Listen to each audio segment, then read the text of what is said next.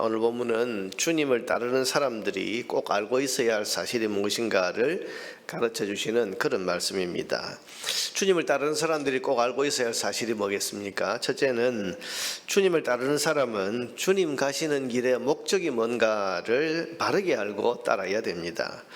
53절에 보면 사마리아 사람들이 예수님과 제자들이 가는 길을 막고 방해를 하고 있습니다. 왜냐하면 예수님은 유대인이고 지금 예루살렘을 향해 올라가시기 때문에 이 사람들이 그 길로 통과하도록 하지 못하게 그렇게 막았다. 그렇게 지금 되어 있습니다. 우리가 잘 알다시피 유대인과 사마리아인은 서로를 원수처럼 여기고 또 개처럼 여기는 그런 아주 서로 미워하는, 이게 얼마나 극심하든지 유대인이 자기 마을로 지나가는 것을 허락하지 않을 정도로, 옛날 여러분 우리도 어떤 텃세라는 것이 있었지 않습니까? 근데 이건 그냥 지방적인 텃세가 아니라 역사적인 배경이 있고 감정이 있는 그런 어떤 그 마음입니다. 그래서 사마리아 사람들은 예수님을 단순한 유대인으로만 알고 지금 예루살렘으로 가는 저 유대인 우리 마을을 통과하게 할 수 없다 이러면서 길을 가로막았습니다. 이걸 본 야고보와 요한이 화가 머리끝까지 난 것 같습니다. 그래서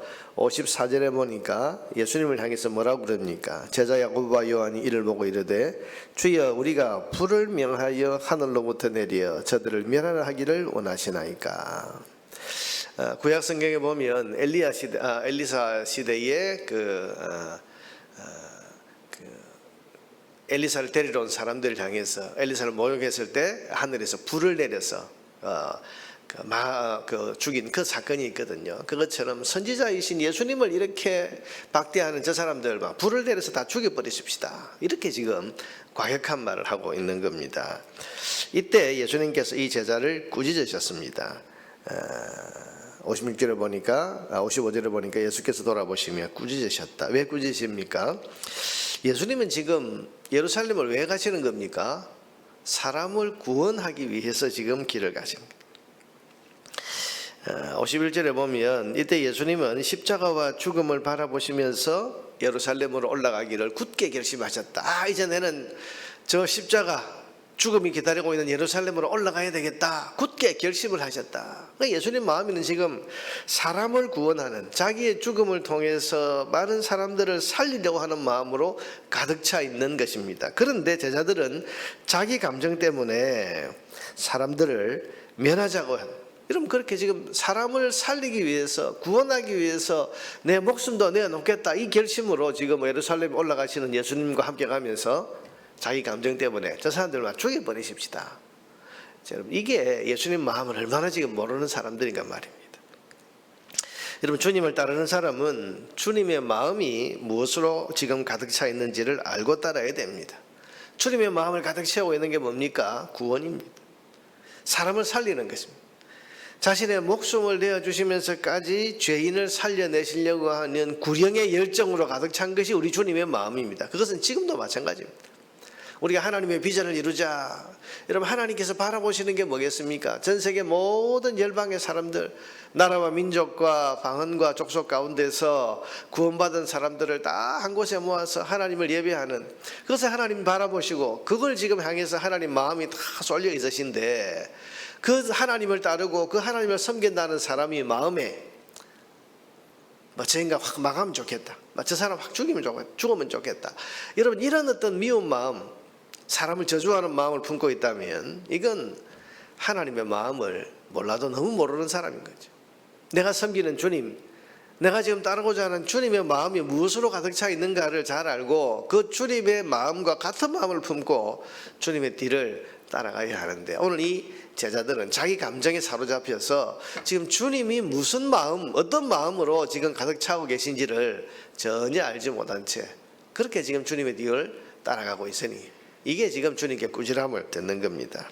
여러분 주님을 따르는 사람은 주님의 마음을 알고 사람을 구원하시려는 주님의 그 목적에 합당한 삶을 살기 위해 노력해야 됩니다.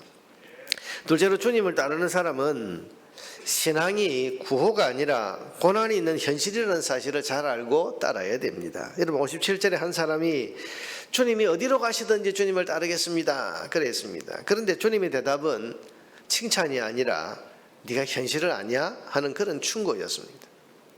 어디로 가든지 주님 따르겠습니다. 그래 참 너 각오가 대단하구나. 너 참 좋은 마음을 품었다. 이래야 될 것 같은데 주님 말씀은 어쩌면 맥이 좀 빠지는 여우도 굴이 있고 공중의 새도 집이 있으되 인자는 머리 둘 곳이 없다. 무슨 말입니까?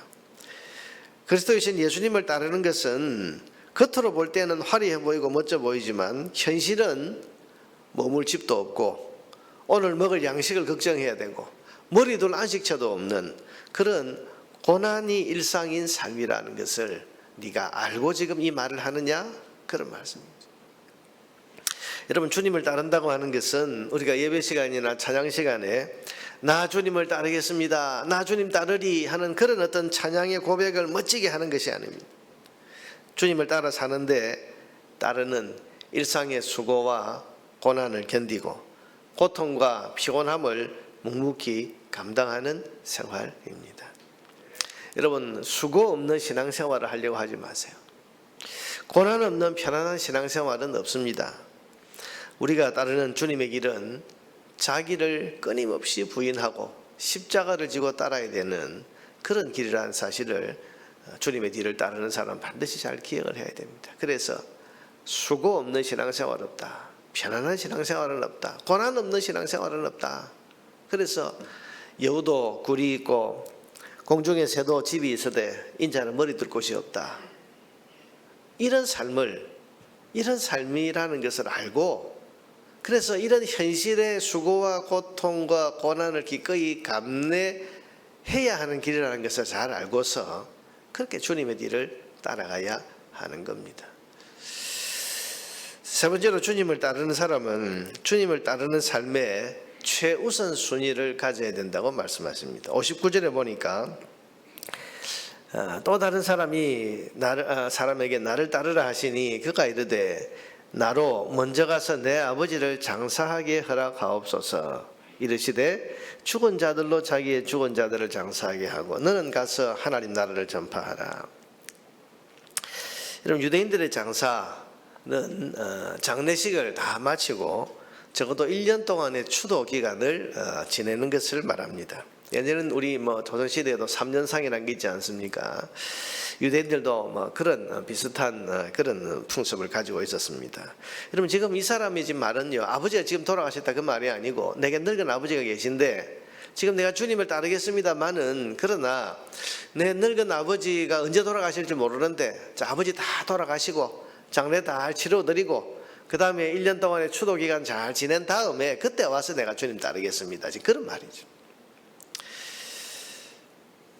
또 61절에 보면 가족과 작별하고 오겠습니다. 61절에 주여 내가 주를 따르겠습니다마는 나로 먼저 내 가족을 작별하게 하소서.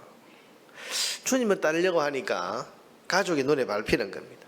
가족들이 걱정이 되는 겁니다. 그래서 작별하고 오겠습니다. 무슨 말입니까? 이 사람은 지금 마음이 둘로 나뉘어져요. 주님을 따르고 싶은 마음이지만 자기 가정과 가족을 생각하니까 또 발걸음이 선뜻 떨어지지 않고 마음이 둘로 나누어져 있는 사람. 여러분, 이런 사람은 수시로 흔들립니다.